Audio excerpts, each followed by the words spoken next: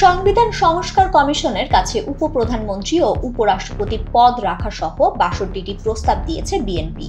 মঙ্গলবার কমিশন প্রধান অধ্যাপক আলী রিয়াজের হাতে লিখিত প্রস্তাব তুলে দেন বিএনপির স্থায়ী কমিটির সদস্য সালাউদ্দিন আহমেদ। এছাড়া সংবিধানের পরপর দুইবারের বেশি প্রধানমন্ত্রী না হওয়া, নির্বাচনকালীন তত্ত্বাবধায়ক সরকার ব্যবস্থার অন্তর্ভুক্তি করা, সংসদে উচ্চকক্ষ ও গণভোটের বিধান পুনর্বর্তন করার প্রস্তাব করা হয়েছে। এ সময় সালাউদ্দিন আহমেদ সাংবাদিকদের বলেন, সংস্কার প্রস্তাবে ব্যালেন্স অফ পাওয়ারের কথা বলা হয়েছে। সংস্কার কমিটি সুপারিশ চূড়ান্ত করে সরকারকে দেবে, তারপর নির্বাচিত সরকার এসব সংশোধন করবে। তিনি আরো বলেন, প্রস্তাবনায় প্রজাতন্ত্র, নির্বাহী বিভাগ, বিচার বিভাগ, আইন বিভাগ, নির্বাচন কমিশন, তফসিল সহ সব বিষয় অ্যাড্রেস করা হয়েছে। তাতে সংবিধানে গণতান্ত্রিক ব্যবস্থা সাধিত হয়।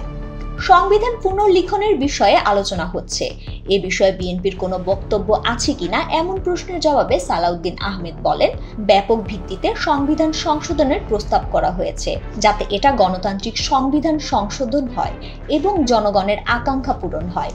উল্লেখ্য, ছাত্র জনতার আন্দোলনের মুখে আওয়ামী লীগ সরকারের পতনের পর নোবেলজয়ী ডক্টর মোহাম্মদ ইউনূসের নেতৃত্বে অন্তর্বর্তী সরকার গঠিত হয়। এরপর রাষ্ট্র সংস্কারের সংবিধান সংস্কার কমিশন সহ মোট 10টি কমিশন গঠন করা হয়।